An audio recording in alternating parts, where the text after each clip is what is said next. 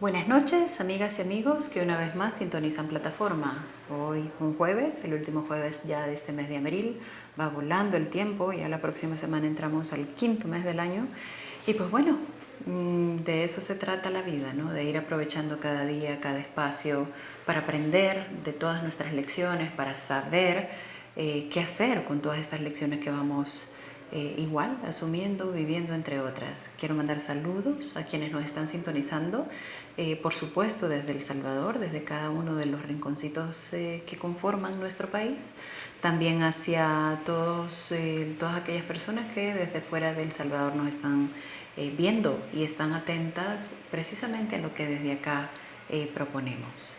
¿De qué quiero hablar hoy? Quiero hablar de la historia y de la memoria. ¿Y por qué quiero hacer esta reflexión? Porque precisamente hemos estado en un proceso de debate, de muchas opiniones, que se centran específicamente en el tema del régimen de excepción, en si es constitucional o no, en si era necesario o si no era necesario, en cuánta gente que no tiene absolutamente nada que ver con el accionar de las pandillas está siendo ahora también siendo privada de libertad en este sentido dentro del ejercicio mismo del régimen de excepción. Y bueno, todo esto que ha convocado a gran parte del país a generar los análisis del caso. Análisis que en la mayoría de casos tienen que ver precisamente con esa arista más política y jurídica de la medida. Justamente esta semana estuve participando en un programa en el que tenía toda la intención de desarrollar una arista un tanto más humana, una arista que nos implique mirarnos, que nos implique vernos desde la individualidad hasta la colectividad. Y fue imposible hacerlo. ¿Por qué?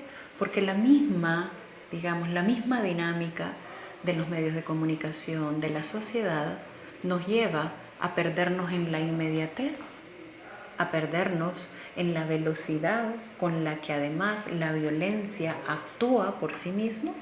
Estamos viendo, por supuesto, el brazo más punitivo del Estado en acción y definitivamente eso también nos hace reaccionar mucho desde la emoción, pero hay que también trabajar con cabeza fría, con corazón caliente, hacia lo que esta sociedad vive, interioriza, replica y se propone a futuro. Soy de una generación que creció en el conflicto armado. La generación de mis padres, de mi papá y mi mamá, fue la generación que precisamente estuvo de primera línea viviendo, cohabitando con este conflicto armado. Perdí a mi papá durante el conflicto armado y definitivamente eso marca también en la vida de la niñez. En mi caso pude de alguna forma gestionar a través de la participación política de mis papás, etcétera, el crecer en otro país, es decir, viví exilio. Y este exilio lo viví como una niña que no necesariamente tuvo opinión alrededor de una decisión que iba la vida en ello. Una decisión que llevaba también implícitamente una serie de hechos de violencia. Una decisión con la que he crecido, con la que he tenido que trabajar y con la que en mis 40 años he tenido que seguir procesando y viviendo. ¿Por qué lo saco a colación? Porque precisamente parte de esta generación ha tenido que a estas alturas seguir procesando lo que se vivió en ese entonces.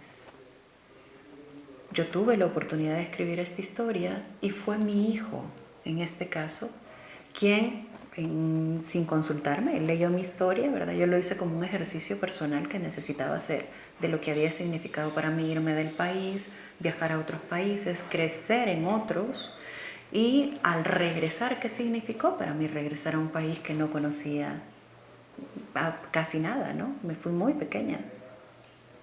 Y mi hijo lo presentó a uno de los Juegos Florales. Resulta que ese testimonio, resulta que esa historia salió ganadora.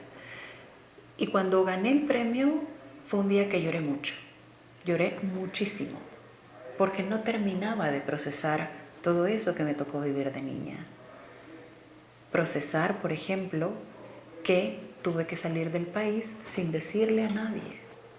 Procesar, por ejemplo, que se llevaran a mi papá sin yo entender por qué se lo estaban llevando. Procesar que mi familia estaba siendo separada. Procesar ciertas decisiones que en ese momento nunca nadie me explicó y que definitivamente marcaron el resto de mi vida. Federico, que es un amigo muy querido, que también le tocó crecer afuera, vio cómo encañonaban a su papá. Al ser encañonado su papá, al también crecer con las decisiones que adoptaron nuestros papás, ha sido un ejercicio en el que nos ha llevado precisamente a contar nuestras historias. Federico me mandó su historia y hay dos cosas que me marcaron profundamente. Una de ellas tiene que ver precisamente con la diferencia que Federico propone en su escrito sobre historia y memoria. La historia, que tiene que ver con hechos cronológicos, con sucesos que ocurren en determinado lapso de tiempo determinado, que nos sirven como referencia a la cual asistir en determinados momentos para un poco analizar contextos, elementos políticos, sociales, económicos, entre otros. Pero Federico se detenía y nos hablaba también de la memoria. Y claro, cuando uno vive en carne propia, esas vivencias, estos espacios, el olfato, el oído, lo que escuchamos, lo que vemos y que no necesariamente procesamos como una información consciente, se nos queda acá. Se queda acá y hay que irlo trabajando y hay que irlo procesando en la medida en que logramos con memoria comprender de qué se trata. Después de la firma de los acuerdos de paz, cuando se entregan las armas de parte del FMLN como un hecho simbólico potente, es decir, el ejército, digamos, revolucionario, entre comillas, entrega sus armas. Cuando sucede esto, definitivamente se abría, digamos, un antes y un después en la historia. ¿Trabajamos la memoria? ¿Trabajamos lo que significó eso? Creería que todavía no. Después de esa firma de los acuerdos de paz, una serie de ejercicios vinculados con la violencia nos seguían convocando. La violencia política, de alguna forma, modificada, que no realmente como lo que implicó los tiempos de las dictaduras militares, por supuesto, pero sí otro tipo de violencias políticas, aún de manera interna. Las violencias políticas dentro de los partidos de derecha, dentro de los partidos de izquierda, y esa capacidad de autodestruirnos alrededor de determinadas acciones que realmente marcan la vida de miles de personas. No solo se destruye a la persona a la que se le ataca políticamente, se destruye también a su familia. Y queda en la memoria. Queda en la memoria precisamente de próximas generaciones que repiten las venganzas, que repiten las molestias, que repiten una y otra vez esos ejercicios no resueltos por tantos años, por tantas décadas y por tantos siglos en este país que nos habita. Llega el conflicto armado y definitivamente, llega el posconflicto y ahí se crean las condiciones suficientes como para comprender y entender el segundo elemento sobre el cual también mi amigo Federico se detiene en su texto. Y comenta Federico que un muchacho de aproximadamente nuestra edad, ¿verdad?, había tenido que salir durante el conflicto armado, es muy probablemente que algún lugar en donde se manifiestan profundas exclusiones en Estados Unidos, y ese muchacho también retorna al país y comenta que va a una tienda, que va con su mamá y que en la tienda se encuentran a alguien de esa generación con una rabia incontenible en su mirada, observando quienes llegan a esa tienda. Estamos hablando de los años 90 y con jóvenes entre 16, 15, 16, entre 15 y 20 años, ¿no? Entonces, claro, eran los jóvenes deportados que en ese momento empezaban ya a regresar con ejercicios de exclusión acumulados en su vida. Exclusión del país que lo expulsó durante el conflicto armado, exclusiones del país que lo recibió, que no fue nuestro caso, fuimos privilegiados en el caso de Federico y yo, y otros tantos que nos tocó crecer en otros lugares mucho más bondadosos.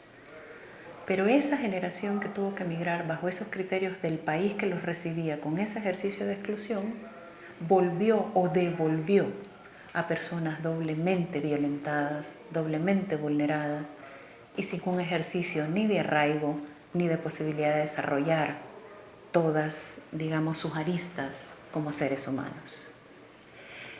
Y explica Federico que precisamente algo que le llamó mucho la atención era que se había vivido la misma historia. Ambos fuimos expulsados, ambas situaciones enviaron hacia afuera a niños, niñas, adolescentes, pero no regresamos bajo las mismas condiciones. Es así como ese ejercicio de violencia continuado dio vida y fortaleció a las pandillas. ¿Y cómo crecieron? ¿O cómo fue el entorno de aquellos lugares a donde regresaban estos jóvenes profundamente excluidos en sus comunidades? Familias enteras nuevamente replicando ciclos de violencia. Hijos traídos al mundo en un ejercicio profundo de rabia y de dolor, no resuelto.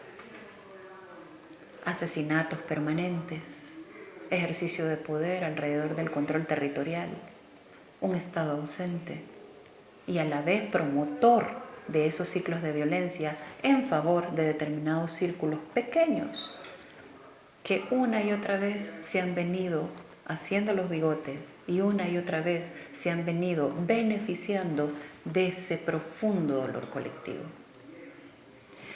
Y es así como después de 28 años llega precisamente al poder alguien de una generación distinta, Nayib Bukele, representando a una generación la cual, según sus propias palabras, sí se podía hablar de posguerra en ese momento. Y es aquí donde me quiero detener. Y me quiero detener pensando precisamente si estamos hablando de posguerra o si estamos hablando otra vez de otro círculo, de otro circuito, de otra lógica viciosa de réplica de estos mismos elementos que nos convierten en la sociedad en la que somos. Lejos de entrar al debate de si era necesaria la lógica de la mano dura, si es punitiva o simplemente cuenta con esa arista, si es una lógica que debía de implementarse hace mucho rato y había que arrasar con todos estos delincuentes, si que los asesinos merecen o no merecen un buen trato, quisiera detenerme hacia lo que hace ratito me está un poco latiendo y que pienso que debo dejarlo colocado sobre la mesa. ¿Quién está atendiendo a esas niñas y a esos niños que ahora están viendo este ejercicio de violencia, que se están llevando a sus padres, independientemente que sean asesinos o no? ¿Quién está atendiendo a esas madres que están frente a los penales, a esas abuelas que se han tenido que quedar con sus nietos porque la generación intermedia ha tenido que emigrar, ha sido expulsada por ejercicios de violencia de la misma institucionalidad pública, por no haber oportunidades, por no haber un ejercicio que permita desarrollo a nivel nacional, desarrollo personal, individual y colectivo? ¿Qué está pasando con estos muchachos y muchachas que se han llevado porque iban pasando? Porque son parte de una comunidad en la que definitivamente ha crecido todo este caldo de cultivo de violencias mezcladas, habidas y por haber, y que se los han estado llevando. De los 19,000 y tantos que hoy se reportan, que un 1% de ese número, digamos, sea no responsable y sea injustamente apresado, ¿qué está haciendo la institucionalidad pública para resarcir lo que ya vivieron? ¿Estamos viéndonos como seres humanos en relación con qué tipo de próximas generaciones vamos a tener? ¿Estamos deteniéndonos para saber si realmente lo estamos haciendo de manera distinta? ¿Estamos pensando en las próximas generaciones? Y aquí hablo precisamente, por ejemplo, del papel del CONA, del papel de otras tantas instituciones estatales que deberían de estar en función de la contención de esas futuras generaciones que quedarán marcadas. No solo es la fuerza punitiva del Estado en contra de los enemigos, sean cuales sean estos enemigos. No basta el ejercicio de frustración social en relación con todas las violencias que nos habitan y que vamos repitiendo de generación en generación. Debe de haber un parteaguas y debe de haber un ejercicio de observación de cómo tratamos y cómo trabajamos con quienes ahora estamos siendo testigos de esto. Para quienes duele y remueve heridas del pasado en relación con cosas que no se han sanado, pero también en relación con quienes piensan que están abanderando una transformación profunda al limpiar este ejercicio y retomar el territorio, pero que no se está considerando desde esa perspectiva de las futuras generaciones que seguramente ya están marcadas, ya están dolidas y desde ya tienen una serie de traumas con los que tendrán que lidiar. Estamos hablando de nuevas generaciones que quieran vengarse de esa impronta, de esa lógica de violencia de la institucionalidad pública porque no logramos sanar. Ni siquiera hemos sido capaces de pedir perdón por los errores del pasado. Hoy por hoy nos convoca el presente. Este presente nos dará la posibilidad y la oportunidad de realmente encaminarnos bien hacia donde debe de ser, desde un reconocimiento del ser humano en toda la integralidad que nos corresponde. La existencia de estos dos grandes bloques que hablan de los nihilivers y los nihilators, esta lógica de estar en contra o a favor del proyecto, no hace más que remover todas esas heridas que toda la vida han puesto al país entre la espada y la pared para tener que elegir un bando en donde ni siquiera somos capaces de comprendernos en individualidad, de comprender de dónde vienen nuestros dolores, de comprender de dónde me molesta tanto ver a un militar en la calle, o de comprender por qué aplaudo que haya un militar en la calle cuando seguramente todas las fuerzas dictatoriales en la historia del país nos marcan una impronta en la memoria. Sea que se llevaron a un familiar mío vestidos con uniformes de Fuerza Armada, o sea que me sentí protegido porque había otro actor sobre el cual también me sentí amenazado. ¿Hemos sanado? ¿Hemos sido capaces de realmente contar nuestra historia como debe de ser? ¿O seguimos criando niños y niñas que en el futuro seguramente no serán más que el reflejo de todas las rupturas, de todas las fracturas que como seres humanos tenemos cuando suceden estos grandes elementos de violencia que nos marcan? No podemos decir que no. Seguimos repitiendo una y otra vez. Quería dejar también colocado precisamente este tema sobre la mesa, porque no solo del aplauso a la violencia podemos seguir viviendo, y no solo de la condena a la violencia podemos seguir viviendo. Hay tiempo para todo, y este es un tiempo también para saber que de la mano tiene que venir un ejercicio de sanación, que no repita a próximas generaciones que quieran vengarse, que dé paz a las madres, que dé tranquilidad a las abuelas. Una madre, por ejemplo, me decía, estoy feliz porque mi hija ya puede salir al pasaje y no hay un muchacho vigiándola para llevársela. Pero a la vez estoy bien triste porque se llevaron a mi nieto. ¿Queremos seguir replicando eso? Para eso este programa. Ideas, elementos de política pública que deben de estar sobre la mesa en relación con el combate de un elemento o de un fenómeno tan complejo como las violencias que nos habitan.